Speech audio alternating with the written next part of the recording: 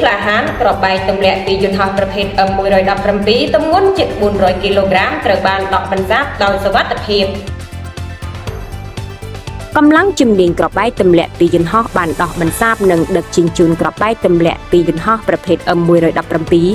ប្រកបដោយសុវត្ថិភាពនៅថ្ងៃទី23ខែមិថុនាឆ្នាំ2025ក្របបែកប្រភេទ M117 នេះមានទម្ងន់ប្រមាណ372គីឡូក្រាមមានបណ្ដោយជាង2ម៉ែត្រមានអង្កត់ជិតជាង40សង់ទីម៉ែត្រក្របបែកប្រភេទ M117 នេះអាចទម្លាក់ពីយន្តហោះប្រភេទ B52 ក្នុងកំឡុងឆ្នាំ1973ក្របបែកនេះបានឃើញនៅភូមិបាក់កូតឃុំលីបូស្រុកត្រាំកក់ខេត្តតាកែវក្នុងជម្រៅប្រមាណជាង4ម៉ែត្រទីតាំងនេះបានរកឃើញសរុបចំនួន11គ្រាប់ដូចមានបង្ហាញក្នុងគំនូរប្លង់សូមបញ្ជាក់ថាដោយទទួលបានការអនុញ្ញាតពីសម្ដេចអធិបតីប្រមុខរាជរដ្ឋាភិបាល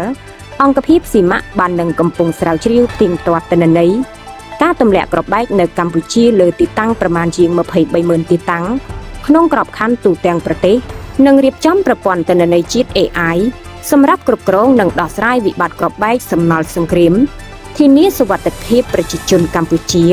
ស្របតាមគោលនយោបាយរបស់រាជរដ្ឋាភិបាល